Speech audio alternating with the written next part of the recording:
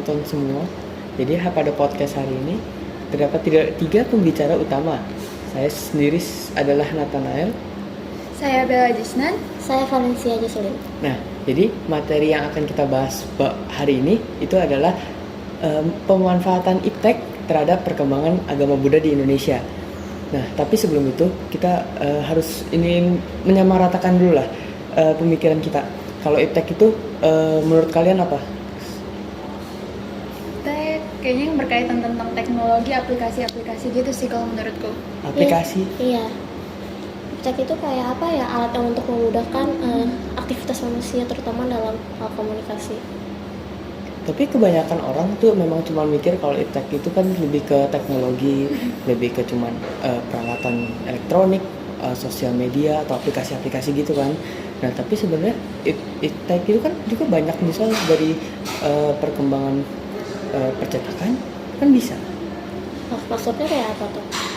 Misal sekarang kan semua kalau terkait dengan agama Buddha kan banyak juga sekarang kayak karena dengan teknologi yang semakin canggih bisa ngebuat acara yang bisa semakin megah, buat bisa menampung lebih banyak orang gitu-gitu. Ya, tapi kalau dari sosial media sendiri, sebenarnya kalian pernah lihat gak sih kayak misal di sosial media kayak paling terkenal TikTok, Instagram itu kan kadang orang-orang suka nge-share pengalaman mereka atau enggak cerita-cerita tentang agama Buddha gitu. Kalian pernah lihat kan? Oh iya, pernah sih. Aku pernah lihatnya kontennya Deddy Kobuzer sama Bante apa gitu. Dia ngebahas tentang agama Buddha. Itu mereka lebih ngebahas ke apa?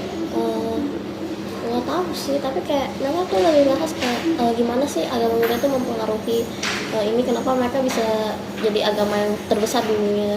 Agama terbesar. Bella sendiri kan non Buddhis nih di sini.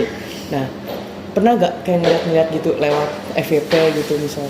Sejujurnya malah di TikTok nggak pernah ada, tapi kalau seandainya kayak di Instagram itu tuh ada, karena kan sering kayak follow yang Bante Badra Prana.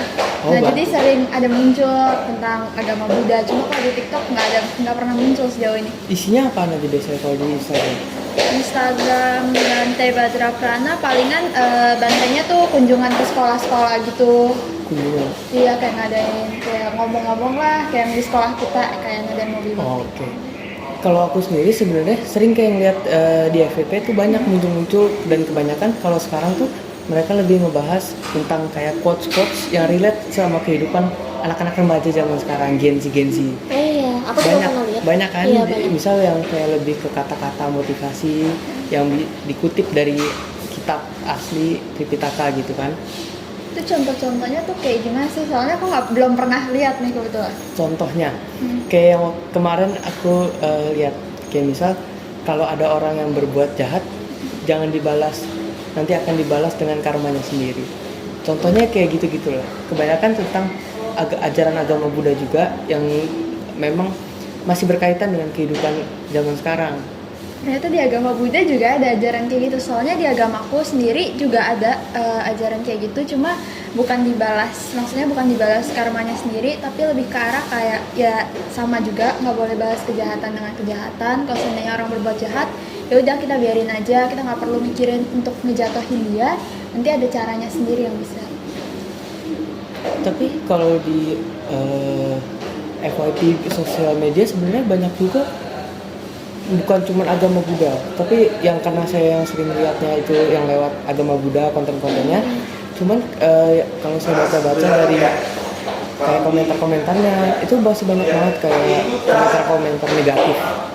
Komentar negatifnya tuh kayak gimana tuh? Wah, itu banyak kayak ngejelek-jelekin agama Buddha, terus juga mereka sangat kebanyakan pada mendukung agama mereka berlebihan lah. Jadi karena jatuhnya suka fanatik ya, lah ya.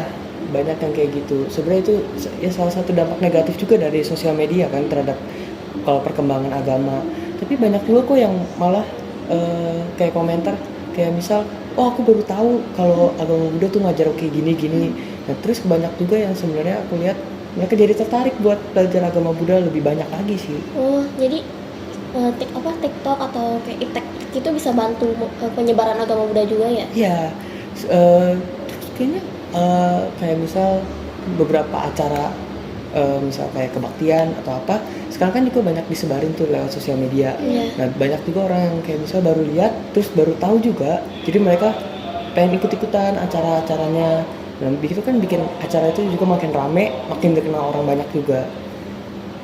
Tapi menurut Nathan efektif gak sih kalau kita menyebarkan acara kayak gitu, misalnya kayak kebaktian tadi?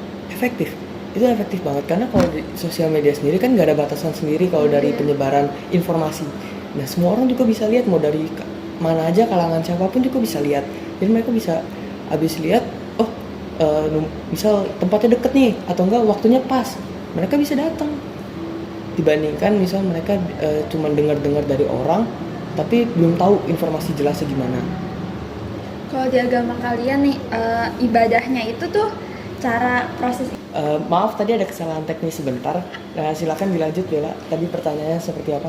Kalau di agama kalian nih, untuk cara kebaktian ataupun kayak ibadahnya itu tuh gimana sih? Dimulai dari nyanyian atau baca parita atau gimana? Kebanyakan sih kalau dari kebaktian sendiri, ini juga mungkin pertanyaan yang banyak dibahas di sosial media gitu. Kayak gimana cara agama Buddha itu ibadah. Sebenarnya kalau agama Buddha sendiri itu bukan isinya, kebanyakan itu lebih ke mengutarakan tekad mereka, gimana mereka mau berubah atau mau menjadi seperti apa gitu. Kayak seperti contoh, mereka ada salah satu parita namanya Pancasila, itu berisikan kayak tekad mereka itu harus buat tidak melanggar 5 aturan dalam agama Buddha. Jadi sebenarnya kalau dalam agama Buddha, kebaktian mereka itu nggak cuman berisi kayak cuman doa ke Tuhan ataupun cuma lagu-lagu doang. Kebanyakan isinya lebih ke tekad mereka. Kalau dari agama Bella sendiri gimana sih cara ibadahnya? Kalau dari agama aku sendiri, biasanya kita bakalan mulai kayak dari nyanyian gitu, lagu-lagu, kayak beberapa waktu, kayak sekitar 10 menitan, terus habis itu baru nanti dilanjut dengan doa. Nanti mulai akhirnya muncullah tokoh agama aku sendiri yang pendeta, jadi masuk, terus juga sama sih kayak Bante biasa membabarkan dhamma. Kalau ini kan ya beda, cuma versi agamaku aja. Nanti endingnya juga dengan doa lagi. Kayak gitu sih. Kalau ngomong-ngomong soal iptek nih, kan udah banyak ya penyebaran agama Buddha, misalnya tadi yang kayak Nathan ngomongin lewat TikTok, isinya pembabaran dhamma gitu. Tapi kalian pernah khawatir gak sih kalau misalnya cara penyampaiannya salah? Nanti bisa menimbulkan salah paham gitu. Jujur iya sih, karena kan orang rata-rata ada beberapa orang yang emang kalau terima informasi itu bakalan dicek lagi, tapi takutnya ada juga orang yang kayak pas udah nerima informasi mereka hanya langsung kayak menyebarkan tanpa memeriksa kebenarannya itu, jadinya nanti ajaran agama Buddha yang mestinya A ini jadinya jauh gitu loh, berbeda diterimanya. Sebenarnya banyak juga sih kalau itu kejadian di pembahasan tentang agama Buddha. Ini balik lagi kita ke tema ini lebih ke perkembangan agama Buddha ya. Agama Buddha sendiri sebenarnya kalau di agama Buddha itu kan sebenarnya banyak penafsiran itu yang banyak cuman dasar bisa ditafsir sendiri menggunakan logika gitu kan. Cuman banyak orang juga salah menafsirkan arti dari ajaran Buddha itu sendiri. Jadi banyak juga orang-orang itu yang menyebarkan ajaran agama Buddha itu tidak sesuai dengan arti aslinya. Jadi banyak juga yang membuat kesalahpahaman di publik. Jadi banyak orang tuh yang kayak ngelihat cuman sebagian dari ajaran Buddha dan mereka langsung kayak cuman itu doang yang mereka pahamin. Jadi ya mereka menganggap kalau dia tuh udah paham, jadi dia berani buat ngungkapin itu, padahal belum. Jadi banyak kesalahpahaman yang terjadi bahkan antar penyebar agama Buddha. Misal dari konten kreator satu dengan konten kreator satu lagi, itu kadang ada informasi yang berbeda. Kadang publik juga jadi bingung, kayak ini informasi yang benar yang mana. Mereka jadi susah percaya. Kadang orang-orang yang menyebarkan informasi setengah-setengah kayak gitu tuh malah jadi menghambat perkembangan agama Buddha. Jadi bukannya malah membantu, itu malah kayak menyusahkan orang. Mereka jadi susah ngerti sebenarnya orang-orang kayak gitu sih emang yang menjadi salah satu kendala dari perkembangan agama Buddha sendiri.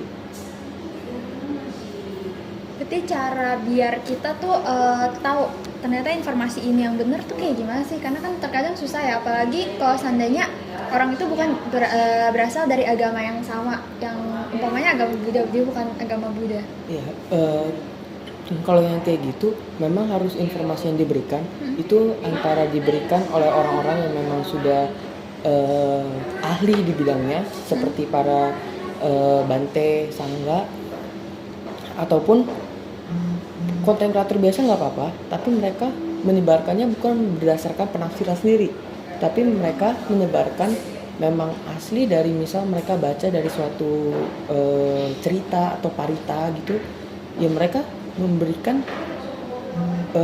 lengkap informasinya, lalu mereka memberikan disclaimer dari awal kalau itu pendapat mereka gitu.